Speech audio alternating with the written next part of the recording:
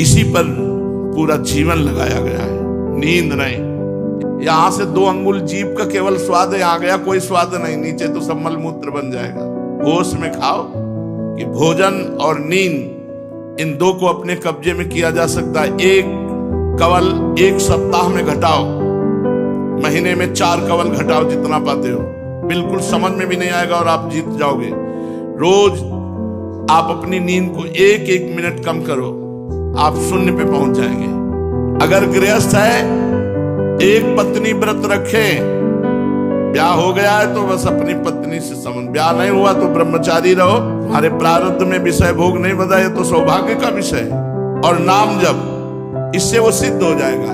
गृहस्थ बड़े बड़े जितने महान उपासक है, सबने, गोपी जनों ने भी आराधना की अम्बा जी की, कात्यायनी अम्बा की। अम्बा की आराधना बुद्धि को शुद्ध करके प्रभु में बहुत जल्दी लगा देती, क्योंकि स्वयं महामाया है, अपना आवरण हटा लेती है। जो दुर्गा दैवी शक्ति की आराधना करता है, वो ब्रह्मांड को चीर कर जहां चाहे वहां जा सकता है। आद्या शक्ति में बहुत बड़ी शक्ति है। साधक को चाहिए कि हंसी मजाक करना बंद कर दे, इससे विषय इंद्रियों में उल्लसित होने लगते हैं। जो लोग ये कहते हैं कि हंसना बहुत जरूरी है, तो झूठा हंसना जरूरी है। बोले इससे स्वास्थ्य वर्धन होता है। अंदर जल रहे हो वासनाओं से, दुर्वासनाओं से, तुम्हारी बाहरी ठठाका लगाने से स्वास्थ्य सही रहेगा। अरे राधा राधा जपो, सब ठीक हो जाएगा। नाम भगवान का जपो, तुम्हारा चिंतन सही होगा, सब सही हो जाएगा। आपसे सही कहते हैं, हर समय ऐसी मस्ती रहती है। हमारे तो ऐसे प्रीतम है, 2 विहरत 2 प्रीतम कुंज, जो सर्वज्ञ है, त्रिकालज्ञ है, सर्वलोक अध्यक्ष है, सब। हमारे हृदय में कैसी फूलन होगी, कैसे जान सकते। हमें हंसना है तो अपने प्रभु में हंसना है, रोना है तो अपने प्रभु में रोना है। हमें अगर विषय सेवन करना है तो अपने प्रभु में सेवन करना है। प्रभु में, प्रभु से बिलग नहीं, प्रभु से बिलग कुछ नहीं। प्रभु को साथ लेकर प्रभु में ही। कैसे? पानी पीना है तो प्रभु को पवा के, भोजन पाना है तो प्रभु को पवा के, वस्त्र धारण करना है तो प्रभु। जो कुछ पहले आप देखो, आप पाओ, आप भोगो, हम तो प्रसाद भोगता है। हंसी दिल लगी साधक को नहीं करना चाहिए। इससे बुद्धि रजोगुण से युक्त होकर विकारग्रस्त हो जाती है। जो हंसी मजाक करता है वो परमार्थ की ऊंचाई पर चढ़ने की, जब काम हो जाता है ना, तब एक अलबेली मस्ती आती, फिर तो आप समझ ही नहीं सकते कि संसारिक है कि सिद्ध है। अलबेली मस्ती आती, हमने सिद्धों को देखा। चैनपुर में संत भगवान आए थे कि उनके एक चेला सौरवता और वो लिए बैठे रहते, तो फौरन पान लगा दियो, बादशाह। अरे भगवत प्राप्त महापुरुषों की तो आप जान ही नहीं सकते कि ये संत है। उनकी ऐसी लीलाएं विचित्र होती है। हंसी मजाक दिल्लगी, जब तक हमारा लक्ष्य प्राप्त न हो जाए तब तक नहीं। नारायण हरिभजन में 5 न सुहात, विषय भोग, निद्रा, हंसी, जगत प्रीति, बहुत बात, हंसी मजाक, खूब डट के नींद, इसी पर पूरा जीवन लगाया गया है। नींद नहीं, नारायण हरिभजन में 5 न सुहात। जब हमको पता है जाना है तो जितना कमा ले उतना कमा ले। किसके लिए? इस जगत के लिए। अब हमारे लिए राधा राधा जो रटते हैं, सर्वे भवन्तु सुखिना सर्वे सन्तु निरामया सर्वे भद्राणि पश्यन्तु मा कश्चित् दुख भाग भवेत्। अधिक से अधिक जगो और जग कर भगवान नाम स्मरण करते हुए सबका मंगल करो, सबको आनंद प्रदान करो। नारायण हरि भजन में 5 न सुहात, विषय भोग, अच्छे अच्छे पदार्थ नहीं, उतना डालो जितने से डट के भजन हो। यह घाटी नीचे माटी, यहां से 2 अंगुल जीभ का केवल स्वाद है, आ गया कोई स्वाद नहीं, नीचे तो सब मलमूत्र बन जाएगा। होश में खाओ, उसी समय संयम में भोजन ग्रहण करो। इतना ना पाओ कि प्रमाद स्थिति आ जाए, भजन छूट जाए। थोड़ा भूखे रहो, रूखा सूखा पाओ, रूखा सूखा खाई के ठंडा पानी पीऊ, देख पराई चूपरी मत ललचावे जीव। चूपरी पाओगे तो चुपर जाओगे। संसार का माया मल तुम्हारे मन के ऊपर चुपर जाएगा, फिर नहीं निकल पाएगा। ये सूखा खाओगे मन सूखा हो जाएगा, निर्विषय हो जाएगा, भजन में डूब जाओगे। निद्रा, नींद बहुत आनंद का विषय है। अपने अभ्यास में आ जाओ। ये हमने बचपन में पढ़ा था। कृष्णानंद स्वामी एक थे महापुरुष, उनके वाक्य थे कि भोजन और नींद इन दो को अपने कब्जे में किया जा सकता है। एक कवल एक सप्ताह में घटाओ, महीने में 4 कवल घटाओ जितना पाते हो, बिल्कुल समझ में भी नहीं आएगा और आप जीत जाओगे। रोज आप अपनी नींद को 1-1 मिनट कम करो, आप शून्य पे पहुंच जाएंगे। कई कई दिन न सोने पर भी कोई परेशानी नहीं। अभ्यास योगी युक्त है, ये एक दिन में नहीं हो जाएगा, पूरे जीवन की बातें बता रहा हूं। नींद पर अगर कब्जे में आप उसको नहीं लिए, भोजन पर अपना कब्जा नहीं किए, विषय भोगों पर कब्जा नहीं किए, तो मतलब क्या रह गया? फिर साधुता क्या रह गई? फिर तो खाओ पियो मौज लो मस्ती लो, इसके बाद नरक जाओ। भगवत मार्ग के पथिक होकर के मौज मस्ती किसमें है? जनमन रंजन भगवान है हमारे। भगवान की लीला कथा, भगवान के नाम गुण रूप में आनंद लेना, ये मस्ती है। हंसी मजाक भगवान में और जगत प्रीति बिल्कुल नहीं। हमारा काम कैसे चलेगा? एक आए इंजीनियर से, गुरुजी को एक कागज में लिख के बोले ये क्या है? बोले नंबर है। किस लिए? बोले जब कभी आवश्यकता हो तब लगा लेना, हमारा नंबर, हम तुरंत सेवा में उपस्थित होंगे। तो उनका अभी तक तुम ही सेवा करते रहे हो, तुम्हारे नंबर से हमारा चलता रहे। किशोरी जी का नंबर रखना कि तेरा नंबर रखना? किशोरी जी के पाले, उनके पोषे, उनके संभाले, हमें किसी के नंबर की जरूरत नहीं, किसी के नंबर की जरूरत नहीं है। हमारी श्री जी का नंबर जानते हो क्या है? दैन्यता। दीन होकर पुकारा, सीधे उत्तर मिलेगा। श्याम श्याम श्याम, राधा राधा राधा, इधर बोलो उधर उत्तर आएगा। श्यामेति सुंदर वरेति मनोहरेति कंदर्प कोटि ललितेति सुनागर। हो गई बात श्री जी से। श्री जी कहीं दूर थोड़ी है, श्रवणेन्द्री दूर है, श्री जी नजदीक है, बहुत नजदीक श्री जी। बस दैन्य आ जाए और अपनापन आ जाए, मेरी स्वामिनी जू, मेरी महारानी जू। विषय भोग, निद्रा, हंसी, जगत प्रीति, बहुबात, 5 में साधक, गृहस्थ, उपासक, इन 5 पर दृष्टि डाले, सब बात बन जाएगी। फिर सुन लो, विषय भोग, निद्रा, हंसी, जगत प्रीति, बहुबात, ये 5 बातें, इनको संभालो। नारायण हरि भजन में ये 5 न सुहात। बाबा कह रहे हैं आजकल बड़े बड़े नए नए पंथ चलाए जा रहे हैं, नए नए ग्रंथ बनाए जा रहे हैं। अरे ये 4 दिन की बातें, नए नए ग्रंथ बना रहे हैं, नए नए पंथ बना रहे हैं। जो आचार्य महापुरुषों ने पंथ बनाया, क्या उससे तृप्ति नहीं हो रही है? ये सब नाटकबाजी है जो नष्ट करने वाली है। तस्मात् शास्त्रम प्रमाणम ते कार्याकार व्यवस्थित। कार्य और अकार्य की व्यवस्था शास्त्र सम्मिलित, जैसा शास्त्र कह रहा है वैसा। अगर शास्त्र सम्मिलित नहीं है, मनमानी है, तो फिर नहीं। मनमानी तिलक, मनमानी आडंबर, मनमानी छूछा, मनमानी आचार्य परंपरा। तुम किस परंपरा के हो? तुम्हारे आचार्य ने तुमको यही दिया है? प्रश्न उत्तर करो, अभी सब खत्म। आजकल नए नए ग्रंथ बन रहे, नए नए पंथ बन रहे, सब जो आचार्य परंपरा से तत्काल सिद्ध। गुरु परंपरा से 20 वर्ष चला जाता है, तब बात समझ में आती है परमार्थ किसे कहते हैं, या तत्काल सिद्ध। ऐसे लोग खुद नष्ट होते हैं और जो उनके अनुयायी हो जाते हैं उनको भी नष्ट कर देते हैं। आप गए और औरो घालें, जे कौन सतमार्ग प्रतिपालें। अध्यात्म प्राप्त होना कोई साधारण बात नहीं है। जब तक आध्यात्मिक सत्य गुरु नहीं मिलेगा तब तक अध्यात्म में प्रवेश ही नहीं हो सकता है। अगर गृहस्थ है, एक पत्नी व्रत रखे, ब्याह हो गया है तो बस अपनी पत्नी से संबंध, ब्याह नहीं हुआ तो ब्रह्मचारी रहो, तुम्हारे प्रारब्ध में विषय भोग नहीं बधा, ये तो सौभाग्य का विषय है, ब्रह्मचारी रहो।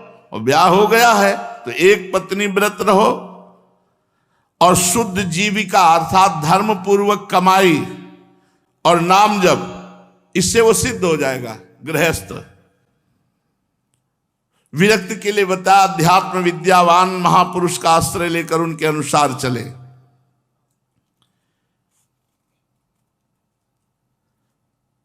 भगवती अंबा बहुत जल्दी बुद्धि को माया मुक्त कर देती हैं यदि उनका आराधना की जाए। इसीलिए जानकी जी ने भी आराधना की, रुक्मिणी जी ने भी आराधना की, बड़े बड़े जितने महान उपासक है सबने, और गोपी जनों ने भी आराधना की अम्बा जी की, कात्यायनी अम्बा की।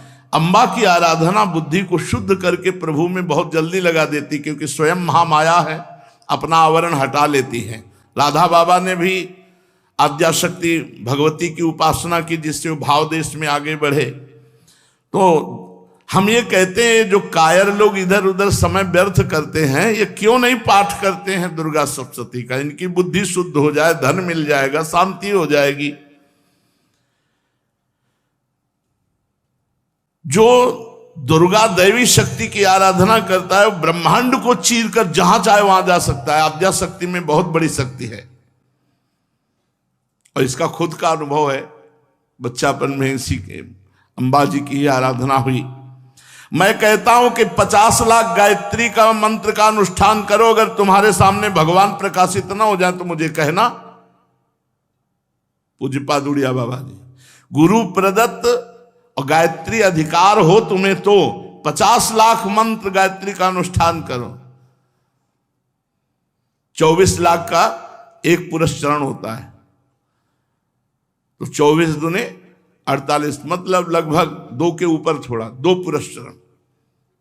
जब के देखो अपने लोगों को जब पुरस्चरण दिया गया था तो खड़े होकर के जप होता था, क्योंकि बैठने से नई अवस्था थी, तो नींद का आवेश ना आ जाए, कहीं त्रुटि ना हो जाए अनुष्ठान में। तो 108 कुशा का मुट्ठा पवित्री, चोटी पे पवित्री, और यज्ञोपवित सूत का और मूंज का आसन, कभी आसन में बैठकर कभी खड़े होकर बस गायत्री अनुष्ठान। कह रहे 50 लाख जप के देखो, अगर भगवान का प्रकाश सामने ना हो जाए तो कहना। एक बार लोगों ने मुझसे पूछा कि ये गायत्री मंत्र सबको ही जप सकता है क्या? हमने कहा जिसे वेद पढ़ने का अधिकार नहीं वो नहीं जप सकता। जिसे वेद पर अधिकार नहीं उसको अधिकार नहीं।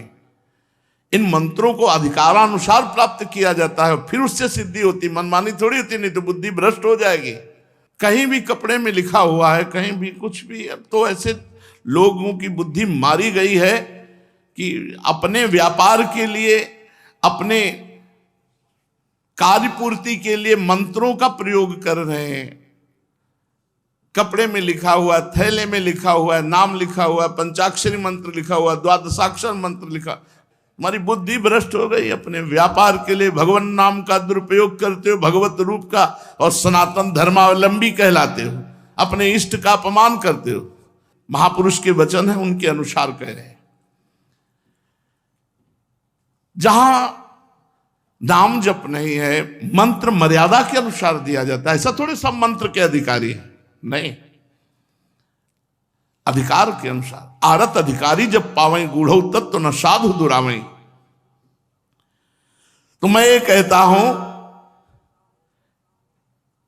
कि भजन का प्रभाव,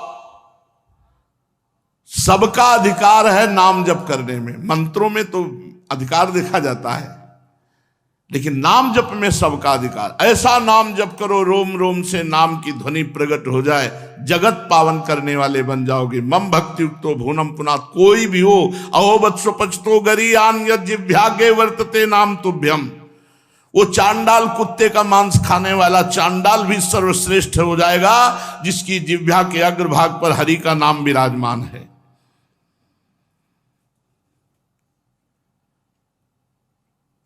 पहले साधु ऐसे नहीं बन जाते थे। अगर कोई भी साधु, पूज्य बाबा कह रहे, मनमानी भेष धारण करने वाले, पूछा जाता था उससे, अगर वो सही गुरु परंपरा से नहीं है तो पिटाई करके कपड़े उतार लिए जाते थे। साधु ही उतार लेते थे कि तुम साधुओं की बदनामी करोगे, तुम सच्चे साधु नहीं हो, सच्चे परमार्थ के पथिकों से नहीं जुड़े हुए हो, तो तुम कुमार्गामी वृत्तियां धारण करोगे। तो ऐसे गुरु परंपरागत। अब जिसको देखो वही सन्यास वेश धारण किए घूम रहा है। पूज्य बाबा कह रहे हैं ना कोई गुरु परंपरा से मतलब है। ना एक हितधाम में आए थे, सन्यास वेश लिए, मतलब लाल भगवा वस्त्र धारण किए थे, खड़े हुए। उनका हमारा प्रश्न है कि हम आपसे शरणागति लेना चाहते हैं। तुमका आप तो सन्यासी है। उनका नहीं, हमने किसी से लिया नहीं, स्वयं पर। हमका महत अपराध कर रहे हो। ये वस्त्र ऐसे अपने आप पहन लिए जाते हैं, अपने आप मनमानी किया जाता है, और वो शुद्ध संत जैसे पूरा वेश, पूरा शुद्ध संत जैसे। अभी तक तुमने दीक्षा ही नहीं ली हो, इतना वेश, इतना ऐसे मनमानी नहीं। एक कदम भी गुरु परंपरा के बिना नहीं चला जाता। आचार्य परंपरा, भगवान स्वयं आचार्य रूप में अवतरित हुए। मनमानी आचरण नहीं करना चाहिए। महाराज जी, धामवास कैसे सफल होता है?